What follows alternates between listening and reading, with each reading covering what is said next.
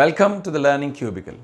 In the previous class, we have learnt about light, reflection of light, and even laws of reflection.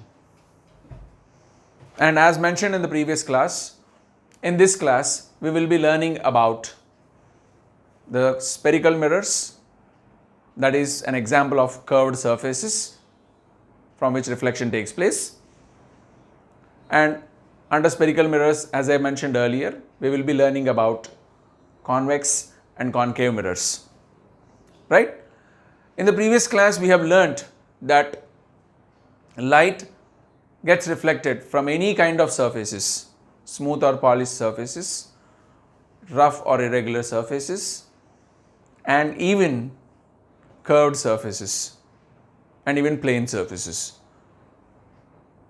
So today, we will be discussing about the reflection from curved surfaces.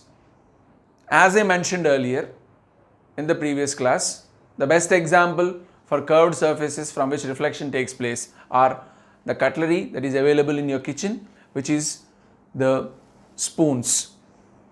Okay, so you can see here the spoons are nothing but curved surfaces.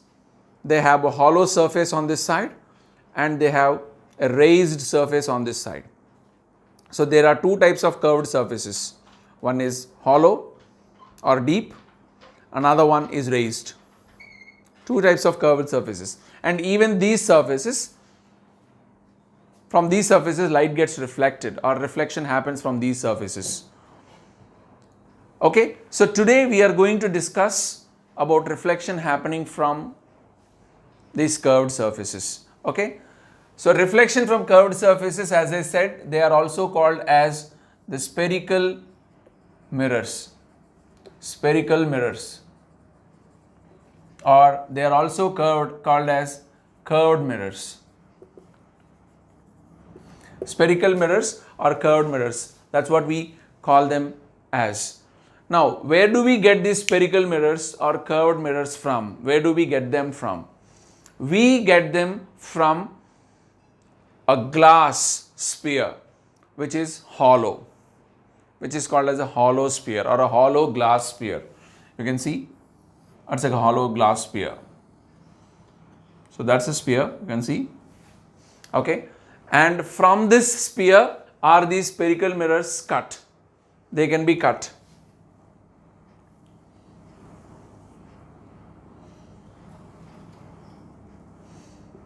So by making a cut over here or by making a cut over here, you can get a spherical mirror here or a spherical mirror here. You can even make a cut on the top as well, and even at the bottom as well. You can cut it that way also or that way also. You get curved mirrors even above the top and even the bottom. Okay, so we have the curved mirrors, or we can get the curved mirrors from these hollow spheres. It's a ball which is hollow, which is made of glass, and from them you can cut these spherical mirrors. Now, these spherical mirrors are of two types. They are of two types. Okay. Now, how do we classify them into two types? It depends on the surface that is polished or the surface that is reflecting. So, basing on the surface that is polished or basing on the surface that is reflecting, we can divide the spherical mirrors or curved mirrors into two types. Okay, so one of them is what we call as concave mirrors, and the other one is called as the convex mirrors.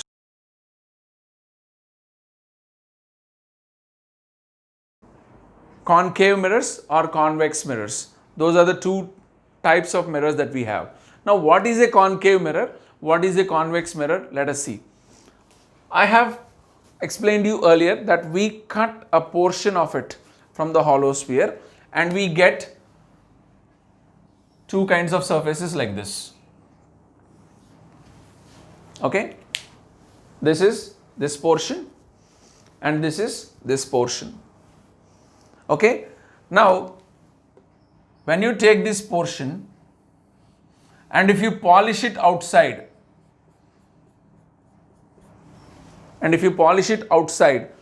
so that the hollow side is reflecting, we call that mirror as a concave mirror.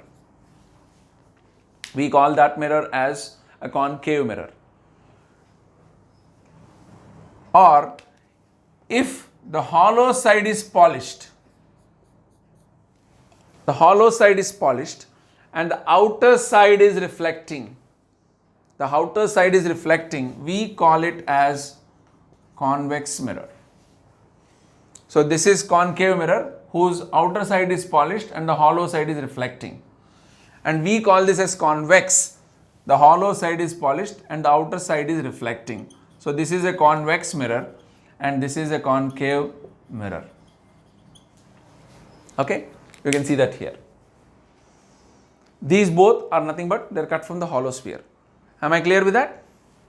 Now, so when we talk about these mirrors, as I said, reflection happens from even these kind of surfaces, curved surfaces or curved mirrors. We need to learn certain terms related to these mirrors. These terms, what we are learning, are nothing but they are the points and lines which are imaginary, that we have to draw or mark in order to study the properties of those mirrors in depth. So in order to study those properties of these mirrors in depth, we need to mark some points or we need to draw some lines which will help us in studying the properties of the reflection happening from these kind of mirrors in depth. Right? Now let's get on to those terms related to these mirrors.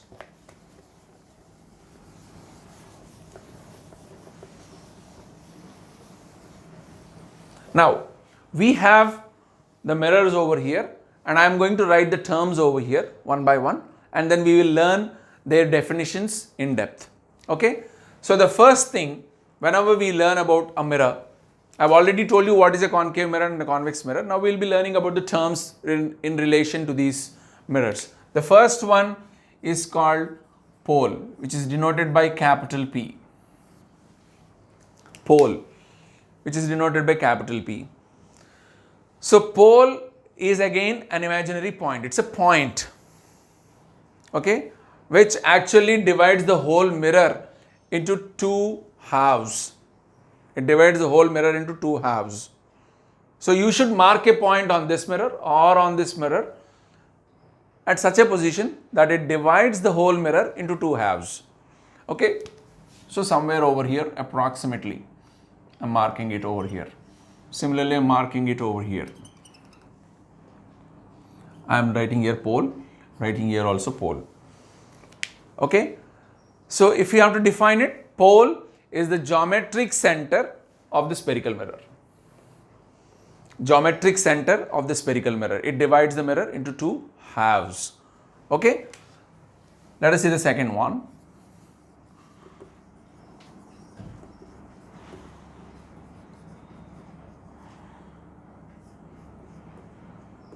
The second one is called center of curvature. Center of curvature. Now, what is center of curvature? Curvature means the curved portion. Its center. Okay. Now, where did we get this curved mirror from? We got this curved mirror from a hollow sphere, isn't it? We got it from a hollow sphere. And we all know the sphere has a center. A center. Okay. This center of the hollow sphere, of which these mirrors were a part, is what we call it as center of curvature. I repeat the definition. Center of curvature is the center of the hollow sphere of which the curved mirror was a part. Okay. So, according to this sphere, approximately the point comes somewhere over here. And for this over here. I am marking it simultaneously for both concave and convex mirrors. So, center of curvature is the center of the hollow sphere of which this spherical mirror was a part. Okay. Now let's move to the next one.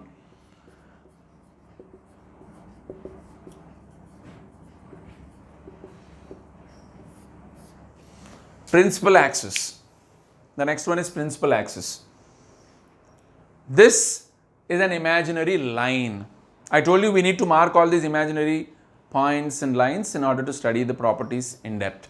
Okay, so principal axis is an imaginary horizontal line passing through the center of curvature and the pole. So it is an imaginary line passing through the center of curvature and pole.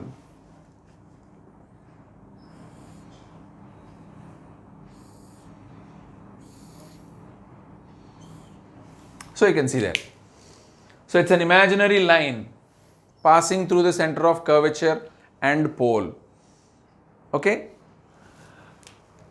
Now let's move to the next one. Radius of curvature, which is denoted by capital R. Radius of curvature. Now what is radius of curvature? Radius of curvature is just like center of curvature. Center of curvature is the center of the hollow sphere, and radius of curvature is the radius of the hollow sphere. So radius of curvature is the radius of the hollow sphere. It can be this, it can be this, it can be this, anything. So radius of the hollow sphere of which the spherical mirror was a part. Radius of curvature is the radius of the hollow sphere of which the spherical mirror was a part. Okay.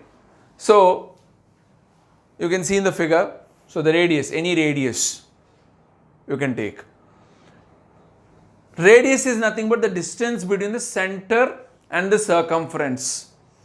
You can see here, center and the circumference, a point on the circumference. So we can call this also as radius of curvature.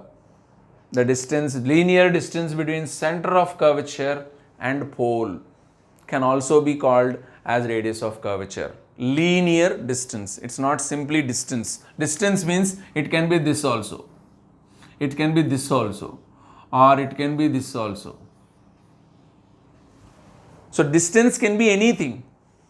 But when we say linear distance, it is a straight line which is joining those 2 points, which is nothing but CP in the diagram that I have shown over here.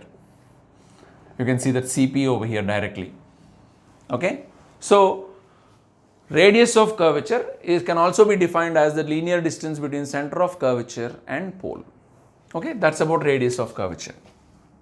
And then the next thing is principal focus, which is denoted by capital F.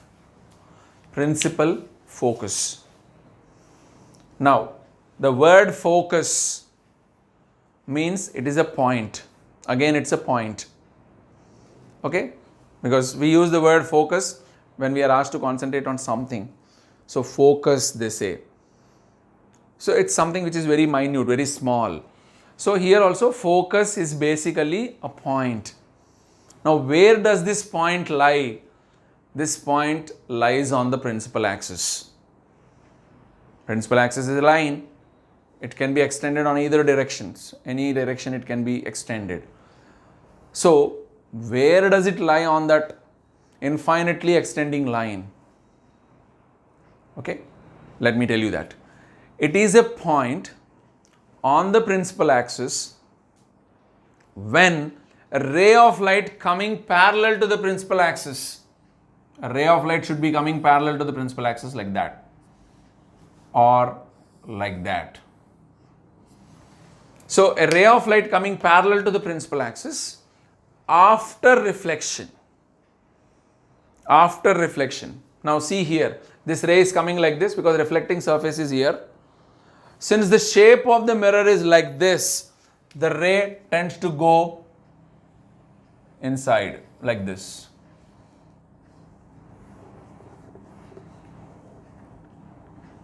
It tends to go inside like that. So it is meeting the principal axis over here, and this is what we call focus is. So it is a point on the principal axis. When a ray of light coming parallel to the principal axis, after reflection actually meets the axis. That is happening for this mirror. Then what about this mirror? The shape of this mirror is different from this. So this kind of reflection cannot happen over here. The light goes away. The light goes away like that. Can this light meet the principal axis actually? No, it's not possible because it's going away. So when it is going away, it cannot meet the principal axis actually, but it appears to be diverging from this point, isn't it? It appears to be diverging from this point. And this point is called as principal focus for this mirror, convex mirror. Please get it right. It is a point on the principal axis. When a ray of light coming parallel to the principal axis, after reflection, either actually meets or appears to diverge from it, is called principal focus of a spherical mirror. If you are asked to write the definition for principal focus of concave mirror, you will only write that it is a point on the principal axis when a ray of light coming parallel to the principal axis after reflection actually meets. If they say this, you will only write appears to diverge from it. The remaining part is same, only that small portion is what you are going to change. Okay, so that is principal focus of spherical mirrors, concave and convex. Separately I have given you the definition. Now the next thing is focal length, which is denoted by small f. Focal length, which is denoted by small f. And before we go to that, let me tell you that principal focus lies exactly in between center of curvature and pole. So principal focus is the midpoint of the line segment CP. Principal focus is the midpoint of the line segment CP. Okay. Now, what is focal length?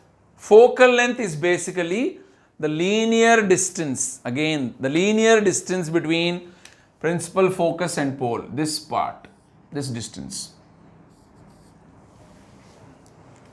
So principal focus and pole, the linear distance is what we call as focal length. So focal length is the linear distance between principal focus and pole, denoted by small f. Okay, and we know that the distance between C and P is called as radius of curvature, and the distance between F and P is called as focal length. And we know that capital F or principal focus is the midpoint of CP, so we can write that radius of curvature is 2 times focal length, because this is the midpoint. So this distance is equal to this distance. So this whole distance is double this distance. That's what I have written here. Radius of curvature is twice the focal length, and our focal length we can write it as radius of curvature by 2. Okay, so that is about the relation between focal length and radius of curvature. Okay, so these are the terms related to the spherical mirrors. You need to be thorough with these terms in order to understand the future topics in this lesson related to spherical mirrors. So if you have a good command of this, you can understand the other concepts related to this chapter quite well. Okay, thank you so much.